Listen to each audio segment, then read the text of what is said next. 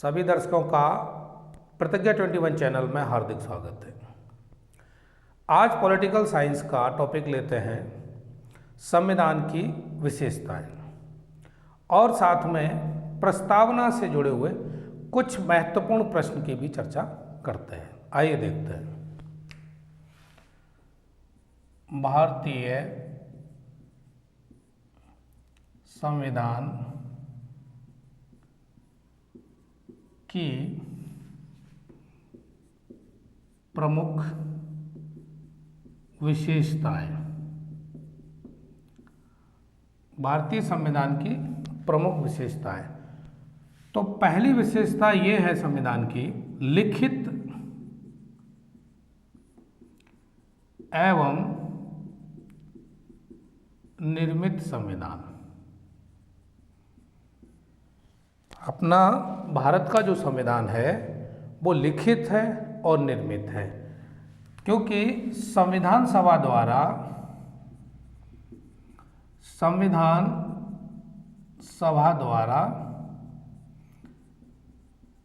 निर्मित किया गया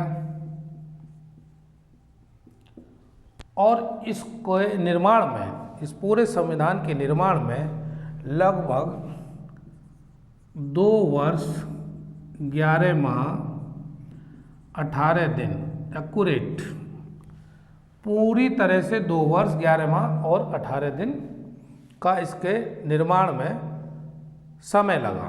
तो इस तरह से हमारा जो संविधान है वो कैसा है, लिखित और निर्मित संविधान है। आगे 26 नवंबर 1949 को अंगीकृत किया गया।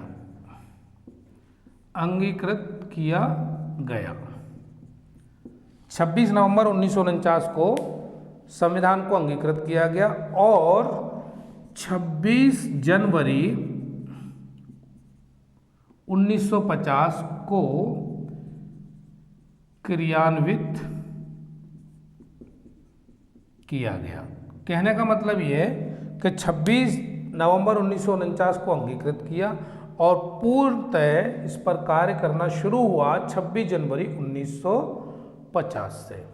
तो ये पहली विशेषता है भारत के संविधान की, लिखित एवं निर्मित संविधान। अब आगे देखते हैं दूसरे नंबर पर।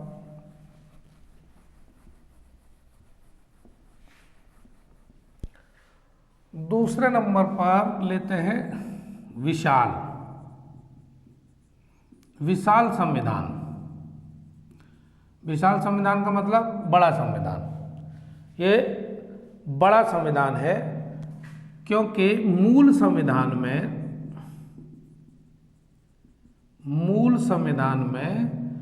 395 तो कितने थे अनुच्छेद, 22 भाग, 8 अनुसूचियां। मूल संविधान में 395 अनुच्छेद, 22 भाग, 8 अनुसूचियां। वर्तमान में तो 12 अनुसूचियां हैं और 400 से ऊपर तो अनुच्छेद हो गए और भाग भी बढ़े हुए हैं, 22 से अधिक है। आई थिंक 26 के लगभग रहे हैं। दूसरा ये विशेषता। तीसरे नंबर पर लेते हैं संघात्मक एवं एकात्मक तत्वों का समन्वय। यानी इसमें संविधान में खास बात क्या है कि संघात्मक और एकात्मक दोनों ही प्रकार के तत्व इसमें शामिल हैं और साथ मिलकर कार्य करते हैं। तो पहले समझेंगे संघात्मक लक्षण। ये कैसे पता चलेगी ये संघात्मक लक्षण? तो पहली बात तो ये है कि संविधान की सर्वोच्चता, यानी भारत में सबसे ऊपर कौन है? संविधान।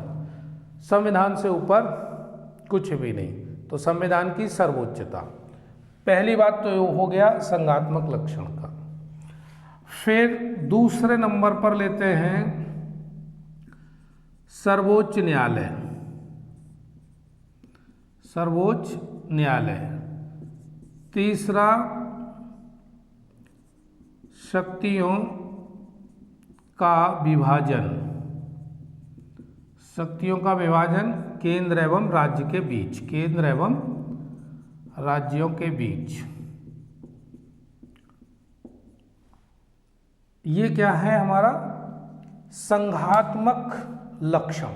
संविधान की सर्वोच्चता, सर्वोच्च न्यायालय, शक्तियों का विभाजन। इससे हमको इन 3 पॉइंट से ही पता चलता है कि संघात्मक लक्षण। अब यहीं पर बात करते हैं एकात्मक लक्षण की।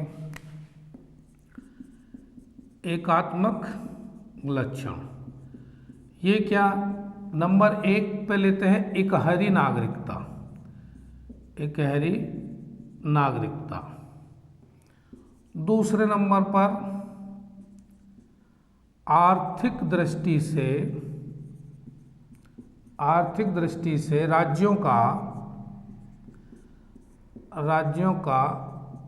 केंद्र पर निर्भर रहना।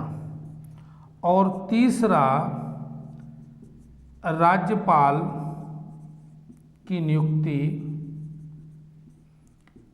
राष्ट्रपति द्वारा। 3 पॉइंट, इकहरी नागरिकता, आर्थिक दृष्टि से राज्यों का केंद्र पर निर्भर रहना और राज्यपाल की नियुक्ति। इन्हीं 3 पॉइंट से एकात्मक लक्षण समझ में आता है और इन 3 पॉइंट से हमको संघात्मक लक्षण समझ में आता है।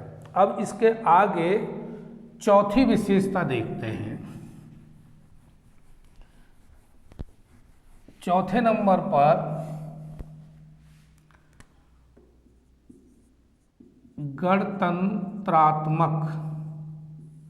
गणतंत्रात्मक राज्य। संविधान की अगली विशेषता गणतंत्रात्मक राज्य। देश का प्रधान राष्ट्रपति होता है। का चुनाव अप्रत्यक्ष विधि से होता है। यह पद वंशानुगत नहीं है। यह पद वंशानुगत नहीं है, जैसा कि ब्रिटेन में देखने को मिलता है। गणतंत्रात्मक राज्य यानी देश का प्रधान राष्ट्रपति होता है और जिसका चुनाव अप्रत्यक्ष विधि से होता है और यह वंशानुगत पद नहीं है। 5वां जो विशेषता है वो क्या है? वयस्क मताधिकार। वयस्क मताधिकार 61वें संविधान संशोधन द्वारा 61वें संविधान संशोधन द्वारा वयस्क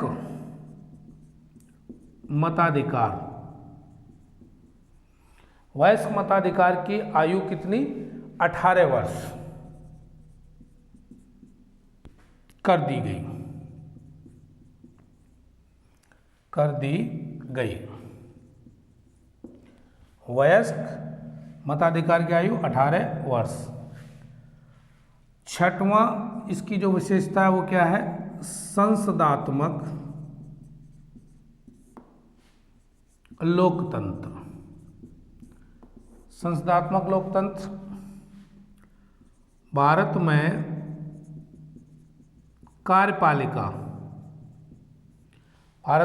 कार्यपालिका का अध्यक्ष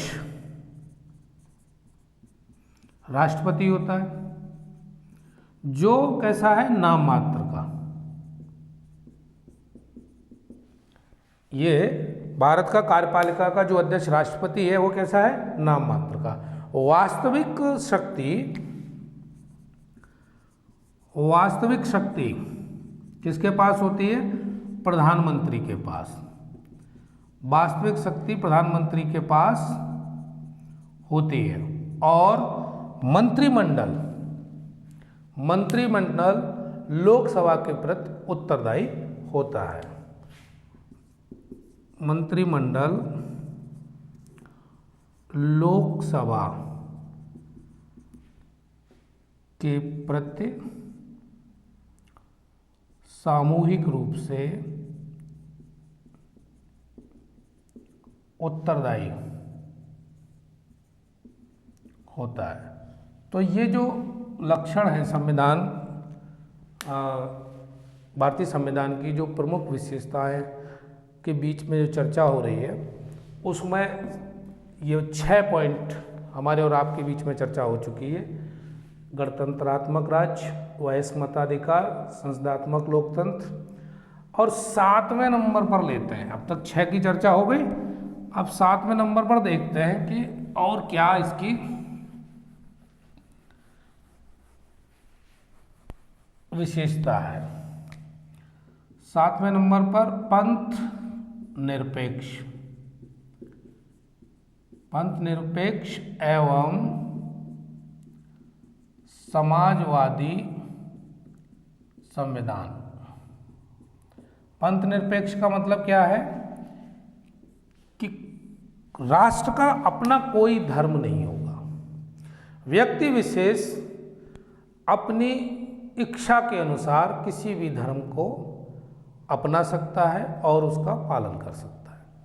राष्ट्र का अपना कोई धर्म नहीं होगा। तो पंथ निरपेक्ष हो गया, सब समान।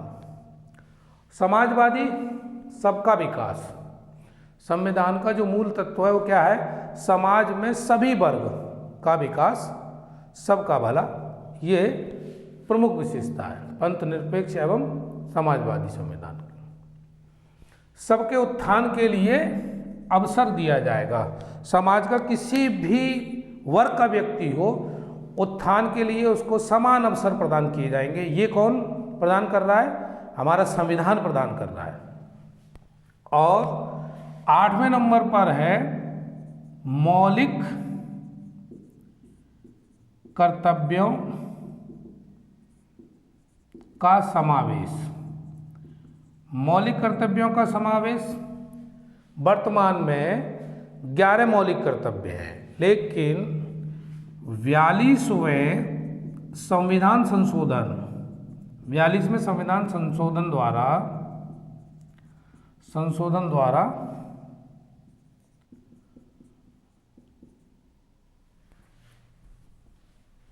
1976 में 42वें संविधान संशोधन द्वारा 1976 में मौलिक कर्तव्य शामिल किए गए। मौलिक कर्तव्य शामिल किए गए। तब इनकी संख्या कितनी थी? तब इनकी संख्या 10। आगे 93वें संविधान संशोधन द्वारा 11वां मौलिक कर्तव्य जोड़ा गया। 11वां मौलिक कर्तव्य जोड़ा गया। और ये जो 11वां मौलिक कर्तव्य वो क्या है? माता पिता को 14 वर्ष तक अपने बच्चों को स्कूल भेजना अनिवार्य। यहां एक शब्द जुड़ा हुआ है, अनिवार्य, यानी भेजना ही भेजना है।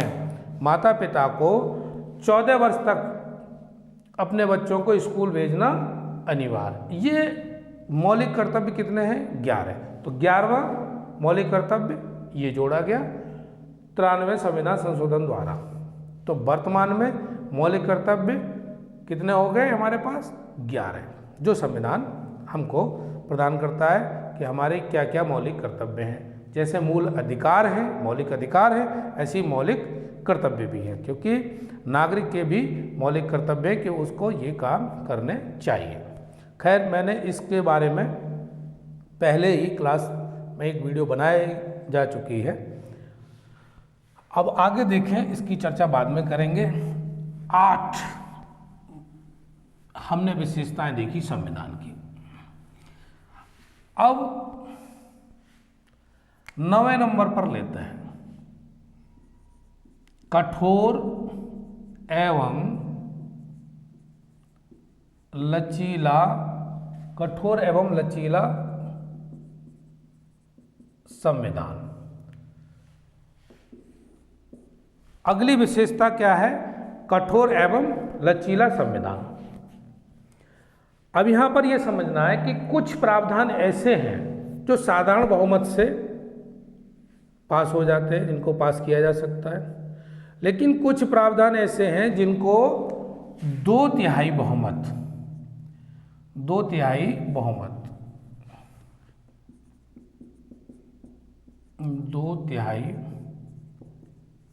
बहुमत से पास करना अनिवार्य होता है। कितना? 2/3 बहुमत से पास करना अनिवार्य होता है। तो यहीं पर यह बात कठोर हो गया। और साधारण बहुमत से पास करना तो क्या है? ये लचीला संविधान का संकेत होता है। अब 10वें नंबर पर लेते हैं, शक्ति का स्रोत। भाई सीधी सी बात है, ये जो 10वें नंबर की विशेषता है संविधान की, इसमें क्या है? संविधान ने समस्त शक्तियां जनता से प्राप्त की है। जितनी भी शक्तियां हैं वो कहां से मिल रही हैं? जनता से मिल रही। तो संविधान ने शक्तियां कहां से ली हैं?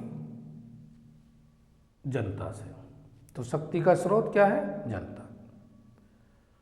इस तरह से भारतीय संविधान की जो प्रमुख विशेषता थी उसकी हमने आपके बीच में चर्चा की।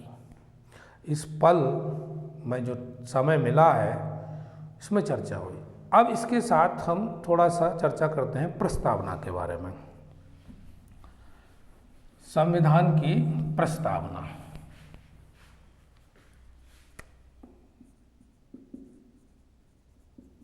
संविधान की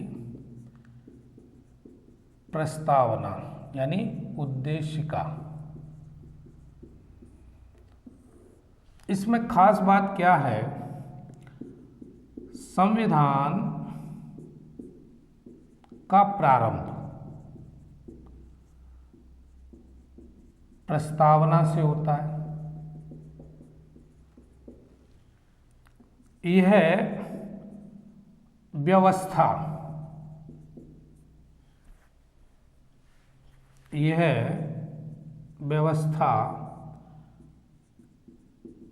अमेरिका से ली गई है। यह व्यवस्था कहां से ली गई है? अमेरिका से। लेकिन प्रस्तावना की जो भाषा है वो ऑस्ट्रेलिया के संविधान से। ये जो भाषा है प्रस्तावना की वो ऑस्ट्रेलिया के संविधान से ली गई है। दूसरे, न्यायाधीश मोहम्मद हिदायतुल्लाह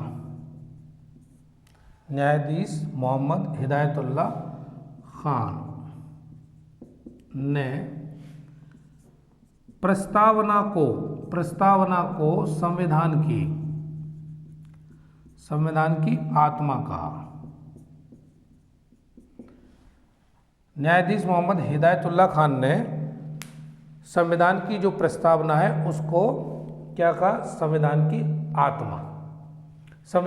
आत्मा। तो ये भी एक सवाल इम्पोर्टेंट बनता है कि संविधान की आत्मा प्रस्तावना को किसने कहा? तो मोहम्मद हिदायतुल्लाह खान ने।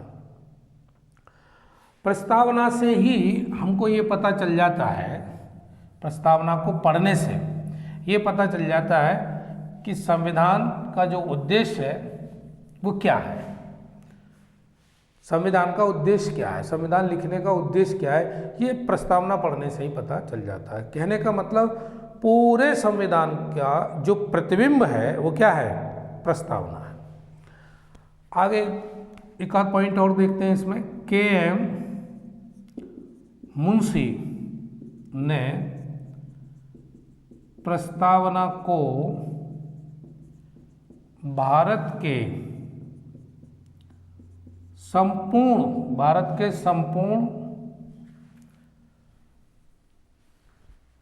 के.एम. मुंशी ने प्रस्तावना को भारत के संपूर्ण प्रभुत्व संपन्न लोकतंत्रात्मक गणराज्य की कुंडली की जन्म कुंडली का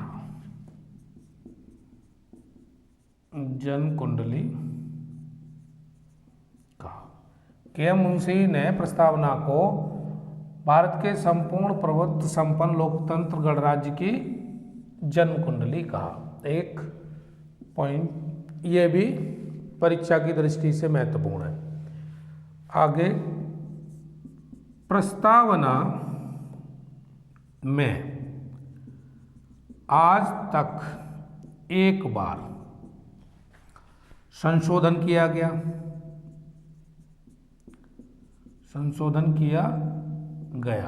कब किया गया? 42वां संविधान संशोधन 1976, और इसमें पंथ निरपेक्ष, समाजवादी,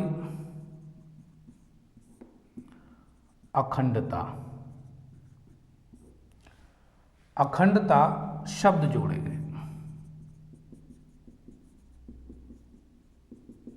क्या जोड़ा गया? 1976 में 42वें संविधान संशोधन द्वारा प्रस्तावना में 3 शब्द जोड़े गए, पंथ निरपेक्ष, समाजवादी और अखंडता। ये भी परीक्षा में कई बार पूछा गया है। और अभी मैंने जस्ट बताया था, पंथ निरपेक्ष का मतलब यही है कि भारत में अपना कोई, भारत का नहीं, राष्ट्र का कोई अपना धर्म नहीं होगा, व्यक्ति विशेष के ऊपर है, वो जो चाहे उस धर्म को अपना सकता है। तो ये तो रही पंथ निरपेक्ष की बात। दूसरा एक शब्द है संपूर्ण प्रभुत्व संपन्न, यहीं पर लिखा हुआ है ये शब्द पूरा, संपूर्ण प्रभुत्व संपन्न। इसका मतलब क्या है? भारत आंतरिक एवं विदेशी मामलों में